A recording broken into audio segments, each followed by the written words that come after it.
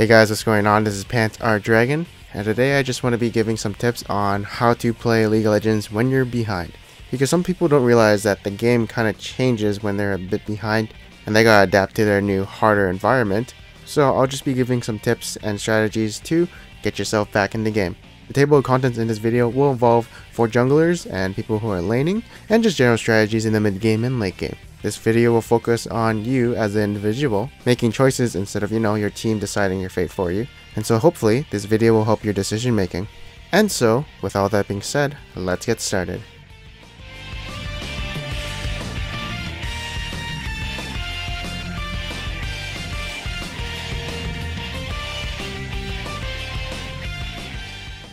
Okay, so first up, we're going to be doing laning tips.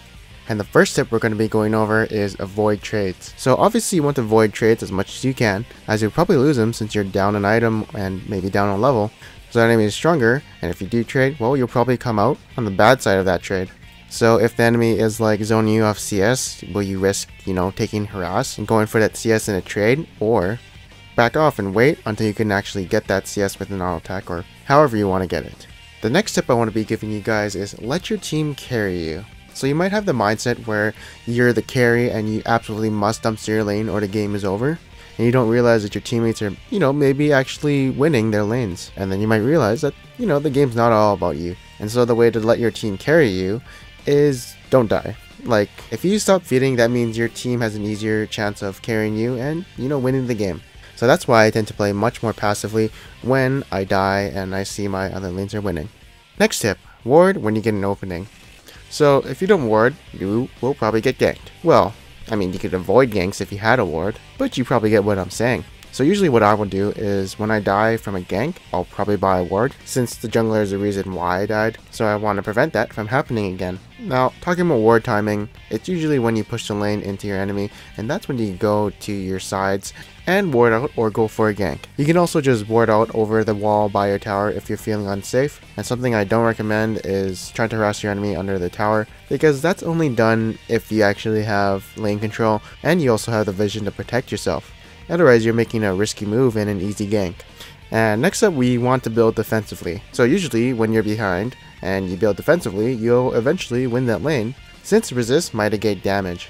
And you have base damage, so that'll outscale their damage. So for instance, let's say you're playing Twisted Fate and you're facing a Lux. If you aren't confident enough that you'll dodge her skill shots, you might want to consider getting an Abyssal Scepter, since that'll make the laning phase much more easier, and it's usable with your kit. But you also have to consider if the enemy has a bunch of magic damage on their team besides Lux. If not, for instance, there was a Pantheon Aurelia in this game, you may not want to buy this item. The next tip I'm going to be giving is try to play under your tower as much as possible. This is the safest area to play around, as there's a very low chance of dying. This way, the only way you're going to probably die is get tower dove or somehow having a play being made on you. I mean, the enemy's minions will eventually push into you and you'll get the CS, so there's no reason for you to go out there and getting harassed or potentially dying somehow. You kind of give up some of the map pressure because the enemy has you kind of pinned down. You kind of give up a little bit of map pressure because the enemy mid laner has you pinned down and could potentially be roaming to other lanes. And also, if the enemy has somewhat pressure on you and is winning the lane, but the enemy jungler is not around the area, then of course it's safe to say that you can go out there and get some CS. Next up, obviously you don't have to play bitch all the time. You can actually go out there and poke the enemy if you can win that trade, or they can't poke you back. So basically go for smart trades and try and outplay the enemy, or sit back and try and get some farm. Now this is not a smart trade because, well, if she did hit that Q, I'd probably be dead. And also I didn't know where the enemy jungler was. I was just simply lucky and dodging her Q, and also getting the Storm Raider's surge buff, which probably did prevent that gank from happening. And next tip, wait until you build resist against them if you're a tank. So this is basically the same tip I gave before, but I'm going to be going a little bit more in depth. So usually when I'm losing like this, I kind of just deal with it and try and farm as best as I can, but once I come back with some items, I can probably win the lane at that point, since I do have the resist to counter him. So once you get those items, you can definitely play aggressive and beat his ass up. For the next tip, what you want to do when you're behind is wait for those ganks. Maybe your jungler notices that the enemy is playing really aggressive and up in your tower, so that could be a free kill for him. So just notify your jungler the enemy is playing really aggressive, going in for those trades and pushing up to your tower. But if this is your off roll, don't say it's a kill, because the jungler probably has better experience when determining if it is a kill or not. But spewing out information like that, and if he has wards or not, definitely helps the jungler when making this decision to gank or not. Next tip, avoid harassment of any kind. No, not those Jehovah's Witnesses that come to your door and are very pushy for you to join them. The harassment coming from your enemy. I already kind of said this, but let's go a bit more in depth. So obviously you want to avoid trading, and sometimes the enemy will zone you off CS and will contest you for one creep. You have to make a choice. Do I take that CS and the harass, or do I not get the CS and take no damage and maybe a bit of the enemy's mana? Like, good mid laners and top laners will probably contest you on every CS, as they know your most vulnerable point is when you're auto attacking the minion, since you basically stand still when you're auto attacking. Next tip, buy pots. So they're kind of expensive in this patch. They do cost 50 gold, but they're still worth it because they'll let you live in lane forever and ever. As long as you can survive in lane, well, you'll probably have an easier time just staying alive. So yeah, potions are your friends. And for the final tip, you can go CS when their skills are down. So obviously, since they have no skills up, how can they harass you? Like, you have a good window for about 8 seconds until it's back up, but you'll instinctively make use of that time and try and grab the CS of what you can, or go for the harass on the enemy. Either way, knowing that their cooldowns are down can definitely give you some breathing room and giving you an opening. And as you can see, most of these tips are pointing to one thing: don't die. So to simply put up the laning tips, don't die. Next up, we're going to be talking about the jungle and how to play behind when you're jungling. And we'll be featuring the jungle devour Kennen jungle. Ooh, that's pretty interesting.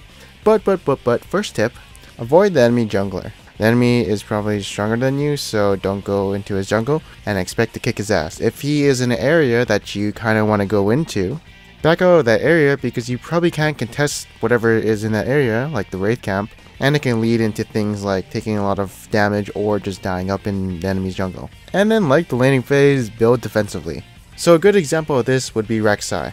Rek'Sai is known to go Cinderhulk or Warrior depending on how she is doing, and a good deciding factor for me at least is I will go Cinderhulk if I'm not snowballing and I don't have 2 kills on me. If the game is even and maybe I have like 1 kill or 0 kills, 0 assists and the game is even, I'll probably go Cinderhulk. It's all pretty situational, so yeah, usually if you're behind, probably want to build tanky and resist against enemy. Next up, when you're behind, farm up until you are comfortable in power. So usually when you have a couple of deaths, you will probably be behind in terms of levels comparison with the enemy jungler. And so the safest way to catch up to the enemy jungler is just to farm up your jungle as much as you can. Obviously you can still go for those ganks, but you're much weaker than you were before. So unless your laner has the power, don't expect too much from yourself in terms of doing damage and finishing the enemy off. And also usually when you're behind, you want to avoid 2v2s. 2v2s probably won't go your way. You're behind, you're down in levels, you're down in items, so you'll much likely lose these 2v2s. And that's why ganking can actually be scary. If the enemy counter ganks or you try to counter gank the enemy jungler, it might not go so well in your favor and you might be just ending up giving more kills to the enemy team. And I guess that's why you shouldn't be playing so aggressive. It can lead to unhappy endings. And next up is going to be avoiding the enemy's jungle. So like the very first tip of our jungle tips, we'll be going a bit more in depth in this. So the reason why you actually avoid the enemy's jungle is because it's his territory, blah blah blah, I already said this. But since the enemy has a lead, they'll probably have wards around the map, more than you think. And so they can probably see you entering their jungle and then collapse on you and probably kill you. So unless you're like really sure that you probably won't die when you're going to counter jungle the enemy, I'd avoid the enemy's jungle. And of course, if you can find a 2v1 or excelente ganks where the enemy is not coming for them, then go for it. There's nothing wrong with getting yourself back in the game, but you kind of have to be a bit more, cautious about these decisions and make sure they're actually not coming in with a counter gank and where the enemy jungler is.